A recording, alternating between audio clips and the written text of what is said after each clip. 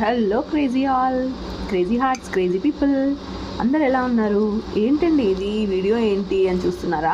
ఇది ఏంటంటే యాక్చువల్గా ఇది ఏలక్కాయ అనమాట. ఏలక్కాయ మనం వినాయక చవితి తెచ్చుకుంటాం కదా, అందరింట్లో అట్లే ఉంటుంది కదా. అది కొంచెం బియ్యంలో వేసి పెట్టేస్తే ఒక 2-3 డేస్కి బాగా మాగుతుందన్నమాట కాయ. ఆ ఏలక్కాయ తీసుకొని వచ్చి మనం ఇట్లా చేసుకుంటాం అనమాట. ఈ ఏలక్కాయ మాగిందా లేదని ఎట్లా చూడాలి అంటే స్మెల్ గుమ అని సూపర్గా స్మెల్ వస్తుంది. అప్పుడు ఖచ్చితంగా కాయ మాగిపోయినట్టే. కొంచెం డార్కిష్ షేడ్ కూడా ఉంటుందన్నమాట కాయలో. అట్లా బాగా మాగిపోయిన కాయని పగలగొట్టేస్తే లోపలంతా ఇట్లా జ్యూసీగా మనకి ఇట్లా గ్రేవీ ఉంటుందన్నమాట. దీంట్లో విత్తనాలు కూడా ఉంటాయన్నమాట. మీరు బాగా చూస్తే మీకు అర్థమవుతుంది, ఇంట్లో విత్తనాలు ఉంటాయి. ఇదంతా గ్రేవీ ఒక గిన్నెలోకి తీసుకొని గిన్నెలో ఫుల్గా బెల్లం అనమాట. ఇప్పుడు మనకు డీమార్ట్లో ఎక్కడ కానీ బెల్లం పొడి అమ్ముతున్నారు. ఆ పొడి వేసేసి బాగా మిక్స్ చేసేయాలి.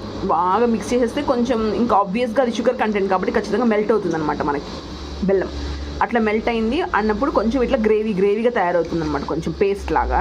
దీన్ని ఒకరోజు ఫ్రిడ్జ్లో పెట్టేసేయాలి. ఫర్ ఎగ్జాంపుల్ ఈరోజు చేసుకున్నాం అనుకోండి, ఈరోజు నైట్ అంటే ఇప్పుడు ఫర్ ఎగ్జాంపుల్ ఆఫ్టర్నూన్ 3 o'clock చేసుకున్నాం అనుకోండి మిక్స్. దీన్ని ఇట్లా ఫ్రిడ్జ్లో పెట్టేసేయాలి. ఇంక ఈరోజు నైట్ అంతా అట్లా ఫ్రిడ్జ్లో ఉంటుంది. ఇంకా పక్క రోజు మార్నింగ్ బయట పెట్టేసి మనకేమైనా కొంచెం కోల్డ్ ఇష్యూస్ అట్లా ఉంటే బయటకు తీసుకొని ఒక 1/2 hour బయట పెట్టేసిన తర్వాత దీన్ని తింటే ఉంటుందండి టేస్ట్ సూపర్గా ఉంటుంది. ఇంకా ఏం ఎక్స్ట్రా మిక్స్ చేయని అవసరం లేదు. ఇట్లా జస్ట్ మనం బెల్లం పొడి, ఈ మాగిన ఏలక్కాయ అనమాట, అంతే, ఇంకేం ఉండదు. అండ్ ఇదేంటి అంటే ఏలక్కాయ ఏనుగు తింటుంది అంటుంటారు మామూలుగా, అదే ఏలక్కాయ యాక్చువల్గా. ఏలక్కాయ తెలియని వాళ్ళు ఉండరు మోస్ట్లీ నాకు తెలిసినంత వరకు. అండ్ ఈ టేస్ట్ మటుకు సూపర్ అండి. ఏ స్వీట్ దీనికి సాటి రాదు అసలు. కానీ ఏలక్కాయ కరెక్ట్గా మాగాలి. పచ్చి ఏలక్కాయ పెడితే మనకు ఆ టేస్ట్ ఉండదు.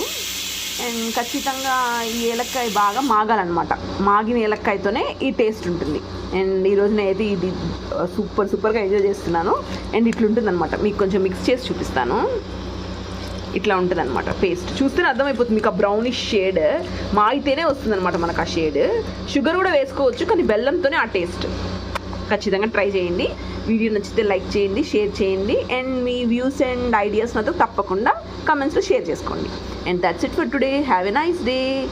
Thank you so much. Bye.